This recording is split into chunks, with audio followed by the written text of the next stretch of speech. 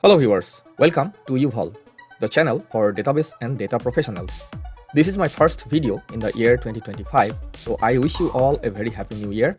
Hope in the year 2025 you will achieve new levels in your career, acquire more knowledge in your area and shine in your professional as well as in your personal life. So this is the fourth part of the series on integrating an Oracle database with Microsoft Active Directory, and in this part we are going to learn how to use Kerberos authentication with client tools like SQL Developer to connect to an Oracle database.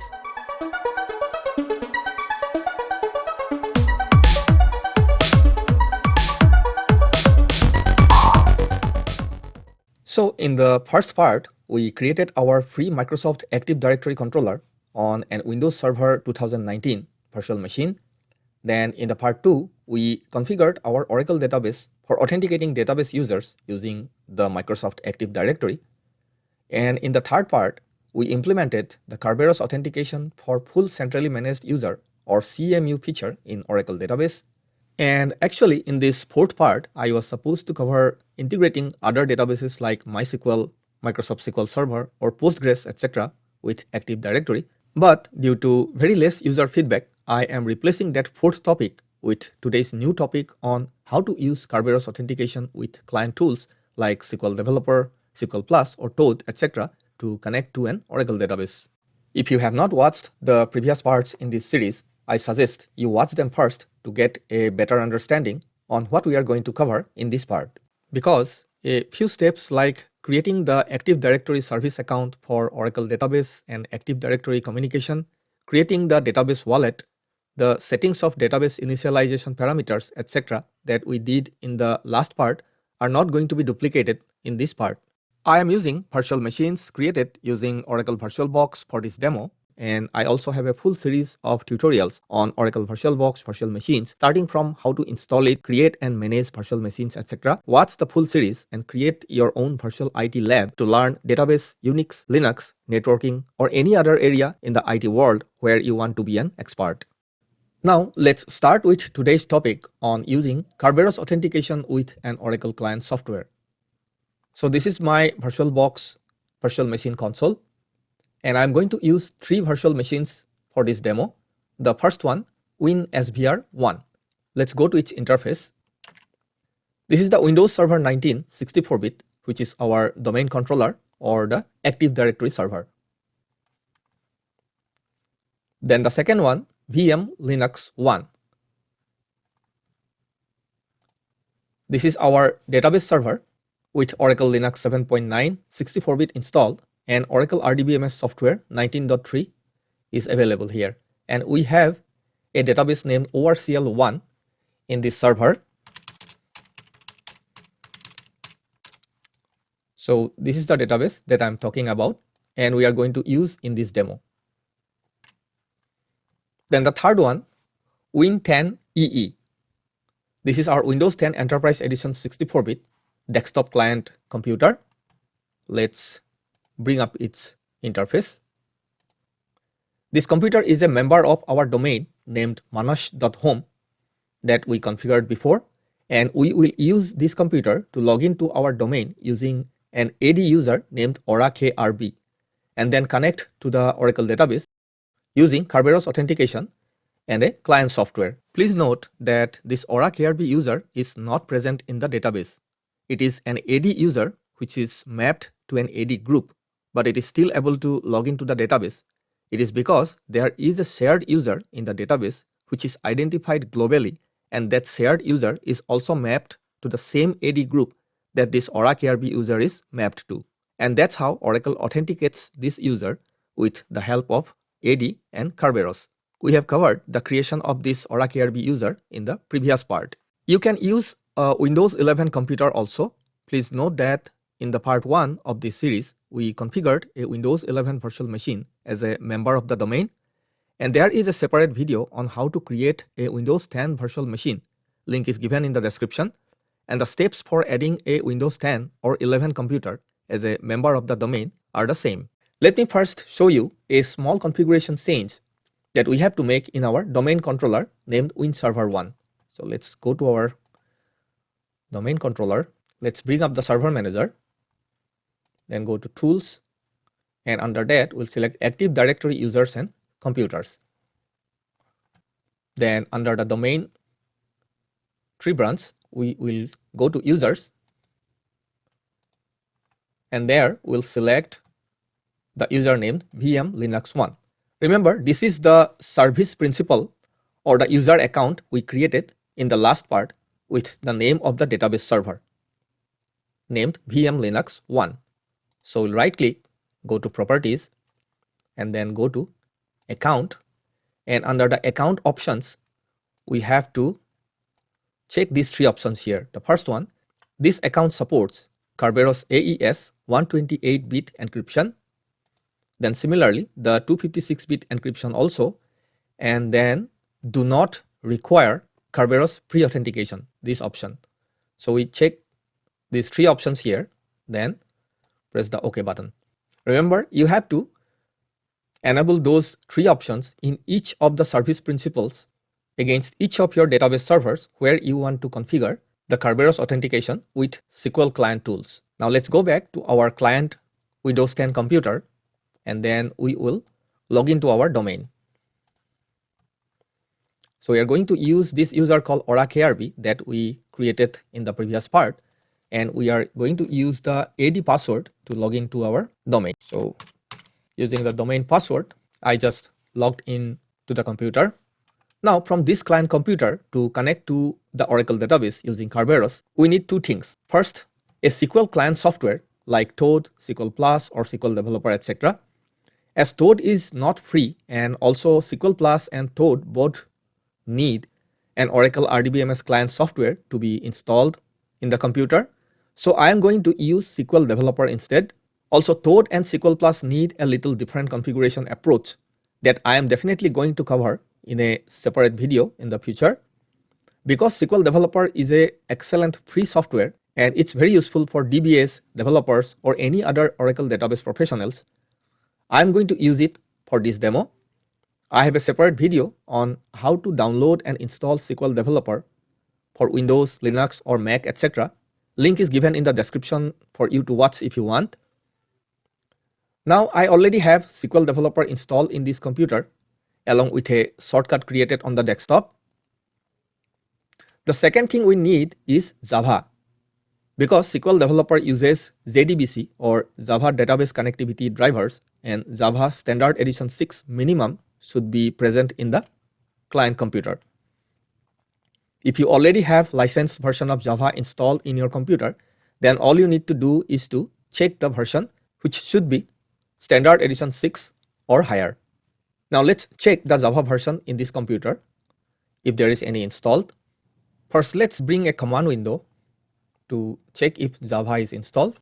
So I'll simply use the command java -version, and as it says, Java is not recognized as an internal or external command, means Java is not installed here. So we are going to use the Java JRE, that is the Java runtime environment that comes free with SQL Developer, and we will set its path in the environment variable named path in Windows. To do that, let's first close this command window, and we'll start a Windows Explorer. Then right click on this PC, then go to properties, and under the related settings section, we will follow this link, advanced system settings. It will require the administrator password. So we will use the local administrator for this Windows 10 computer, that is Win10EE. If you remember, we created this admin account while configuring this Windows client computer. So password, that was welcome12345. Then in the system properties window, we'll press on this environment variable button, then select this path system variable and press the edit button. And here we have to add a new entry.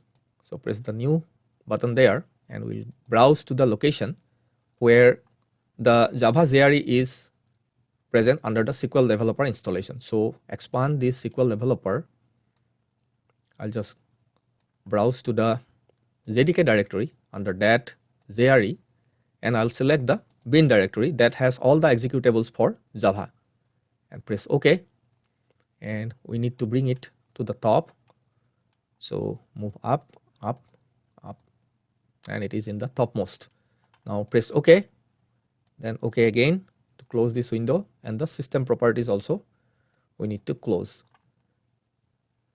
Close this window and everything, and then we will bring up one command window again, and this time we'll try the command again, java minus version, and yes, this time it gives us the Java version as 17.0.13, that is Java standard edition runtime environment, which is more than what we need, so we are good. Please note that we don't have any other client software installed to connect to our Oracle database. We just need this SQL Developer. And to connect to Oracle database using this SQL Developer, we need a valid Kerberos ticket. First, I will show you without a Kerberos ticket what error we are going to encounter, because this error you should be familiar with. When you see this, you should be able to know that there is a problem with the Kerberos ticket. So I am going to start the SQL Developer application. Currently, there are no saved connections under the Oracle connections section here. So I will select the Oracle connections and press this plus button to add a connection.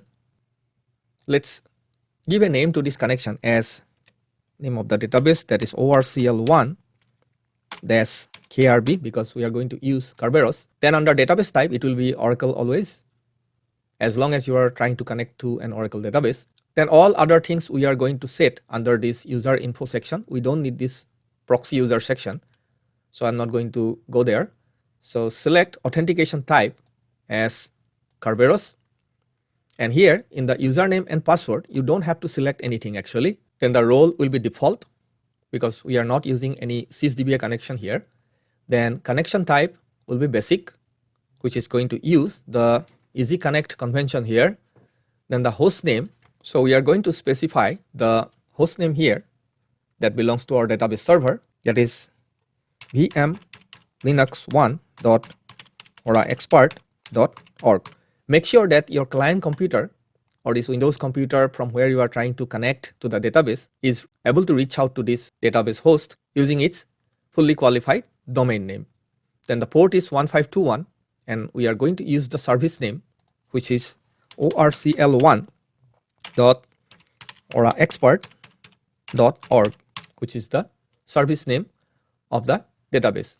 Let me show you one more time by going to the database server itself. So this is the database that we are connecting, ORCL1. I'll just do a TNS ping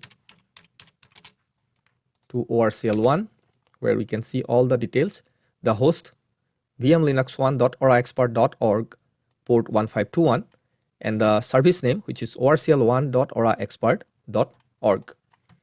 Let's go back to our client Windows computer. Then we'll try to test a connection, which is obviously going to fail because we don't have a ticket. And this is the error message that we are going to encounter: status failure, test fail, or a 08925. Please remember this particular error message. And this error comes during Kerberos authentication. Now we are going to go back to our command window, and there we are going to create a ticket using the command kinit. And once we press enter, it will try to create a ticket for the current user, that is Ora KRB, against this domain manash.home. So we are going to use the domain password here.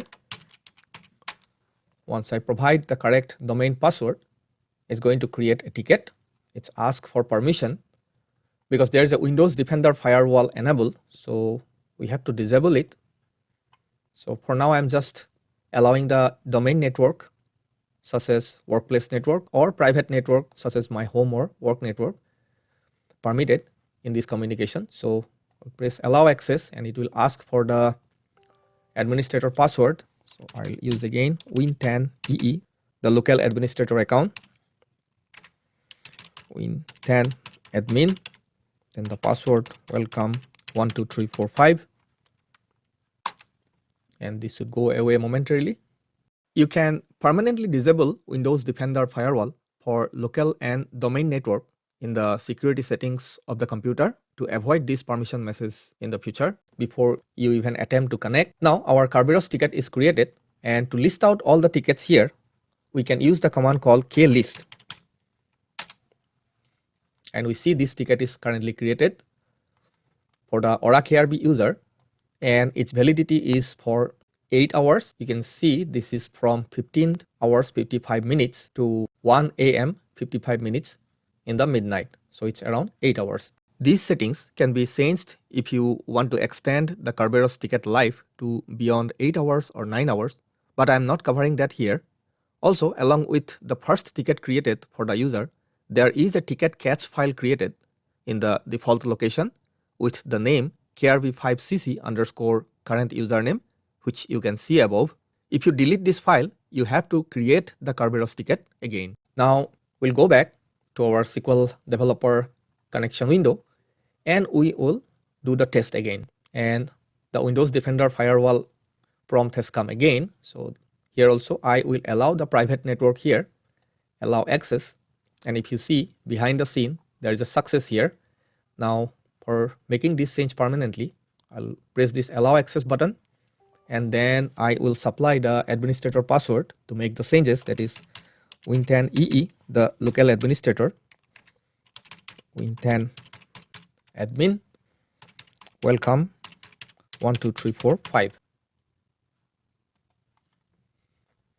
and this should go away momentarily, and it's gone. And as you can see, it's a success now. So we can also connect to the database. So press the connect button, and now we are connected. Now we are going to use that SQL command that I showed in the last two parts, which will give us some details about the session that is established along with the connected user information. So I'm just copying and pasting the command here to save time. It is already there in the description. If you want, you can copy it from there. I will simply select and execute it, and there we go. We see that the database name ORCL1 session user, that is CMU common user that we created in the last part. Please note that this is the common user that is mapped to a domain group. And then authenticated identity, that is Oracle KRB. This is the actual AD user which is being connected to the Oracle database. Then authentication method, Kerberos global. Then identification type, global shared.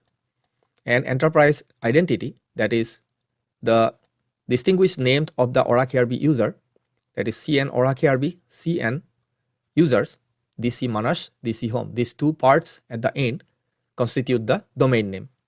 So we are able to connect to the database using a client tool with Kerberos authentication. Now you can also use Toad or SQL Plus to connect to the database using Kerberos. But for that, Oracle RDBMS client software must be installed on this system. And also Toad and SQL Plus requires a slightly different configuration for Kerberos to work. I will cover this in a separate video in the future. And with this, I am concluding this part. So viewers, please provide your feedback in the comment section of the video and hit the like button if you found it useful. That will mean a lot to me and help grow this channel.